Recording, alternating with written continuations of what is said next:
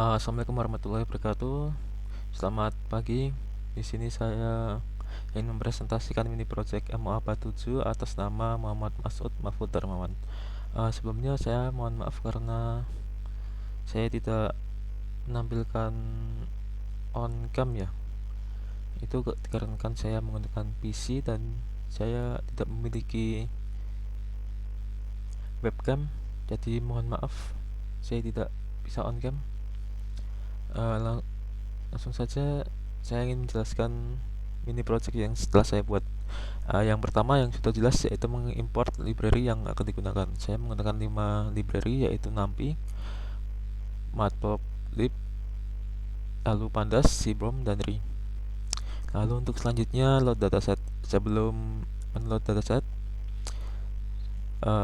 harus dipastikan sudah ada dataset seperti ini. Cara menguploadnya, klik kanan lalu upload, lalu pilih dataset yang ingin di-upload.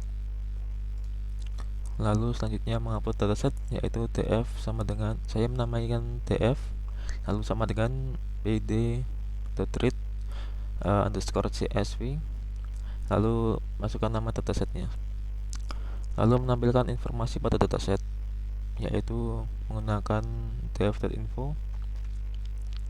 Nah, di sini bisa kita lihat yang pertama atau yang nomor 0 yaitu customer number. Di sini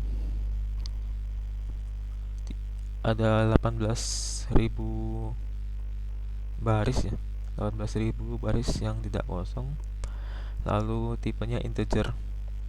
Lalu sampai 17 atau 16 ini yang terakhir yaitu key for balance, ada 17.000 sekian yang baris yang tidak kosong. Lalu tipenya float. Lalu menghapus simbol tagar di awal nama kolom. Nah, ini kan ada simbol tagar nih. Nah, saya ingin menghapusnya biar lebih rapi. Lalu dengan cara df.rename columns yang ingin kita rename seperti ini. Pagar, tanda pagar bank accounts open, lalu sama dengan kita ingin menggantinya dengan nama apa, lalu in place sama dengan true. Lalu kita lihat df.head. Nah, di sini sudah kehapus ya tanda pagarnya. Lalu untuk penjelasan datasetnya, yang pertama customer number yaitu nomor customer, lalu over accept yaitu kredit yang disetujui, lalu rewards ini reward yang diberikan, lalu mailer type yaitu ada letter dan postcard, lalu income level itu level pemasukan, misalnya ada high, lalu medium, lalu bank accounts open itu akun bank yang dibuka atau banyaknya akun bank. Lalu overdraft protection, proteksi overdraft.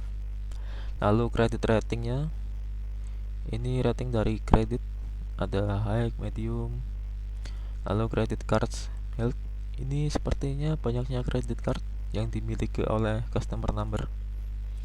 Lalu homes owned, ini rumah yang dimiliki, ada berapa jumlahnya. Lalu household size, ukuran rumah.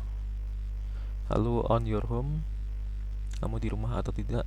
Di sini contoh customer 1 tidak di rumah. Lalu average balance ini dalam dolar, rata-rata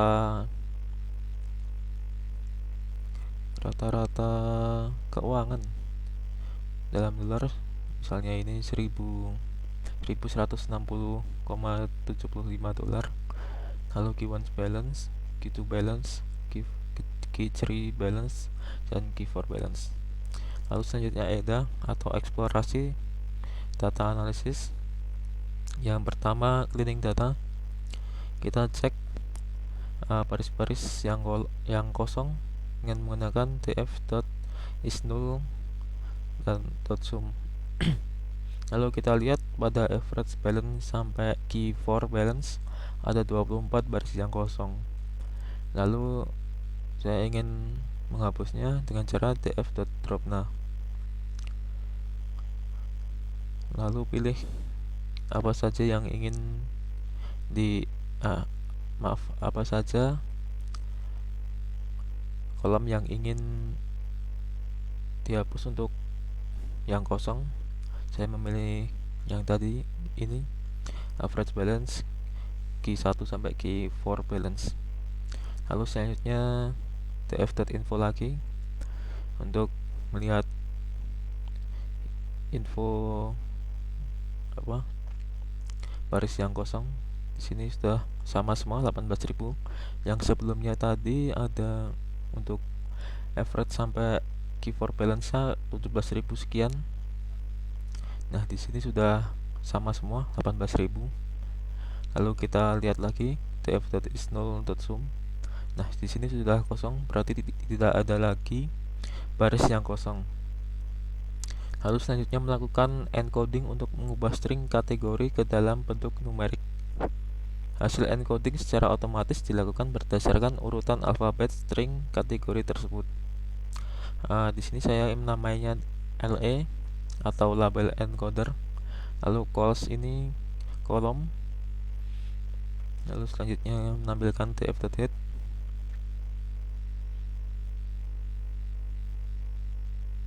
Nah, yang koma-komanya jadi hilang di sini, bisa lebih enak dilihat lah. Lalu selanjutnya visualisasi data pada average balance. Kita menggunakan this plot. Untuk average balance, nilai tertinggi pada average balance ada di sekitar 0,00175 dengan posisi antara 0 sampai 2000. Lalu selanjutnya key 1 balance ini tertinggi ada di 0,0006 atau 007-an. Oh ya, 0,0007. Lalu dengan posisi customer number ada di 0 sampai 2500. Lalu selanjutnya key to balance tertingginya ada di 0,0008 lebih dengan posisi customer number antara 0 sampai 2000.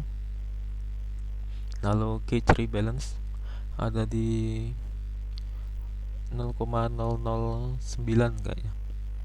Lalu dengan posisi customer number antara 0 sampai 2000 lebih. Lalu yang terakhir key 4 balance ada di 0,008 lebih. Lalu posisi customer number antara 0 sampai 2000-an. Lalu menampilkan korelasi antar kolom menggunakan korelasi. Lalu yang pertama modeling. Di sini algoritma pertama yaitu saya menggunakan SVM.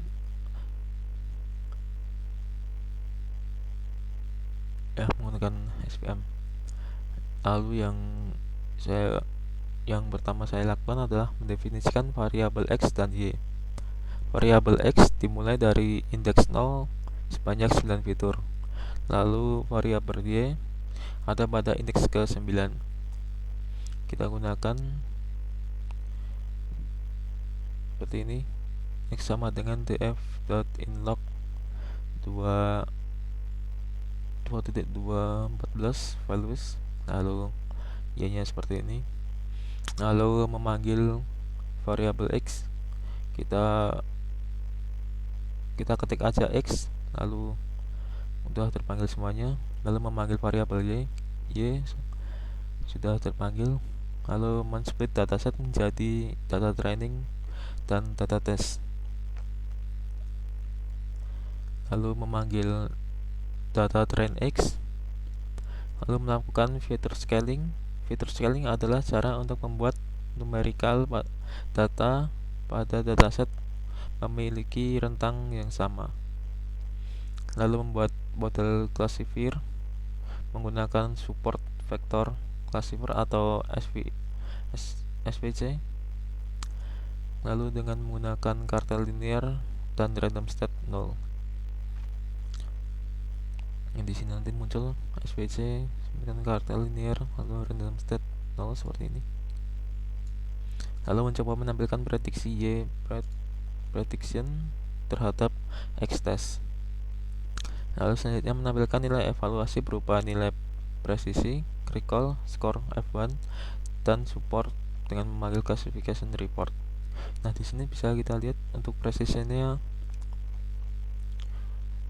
ada 0,94, lalu recallnya 1, untuk F1 skornya 0,97, lalu supportnya 3383, lalu akurasinya mencapai 0,94.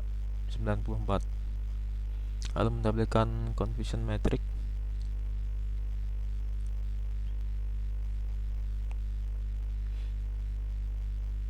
Untuk confusion metric yaitu yang di sini adalah true positif, yang di sini false positif, lalu ini false negatif, lalu yang ini true negatif.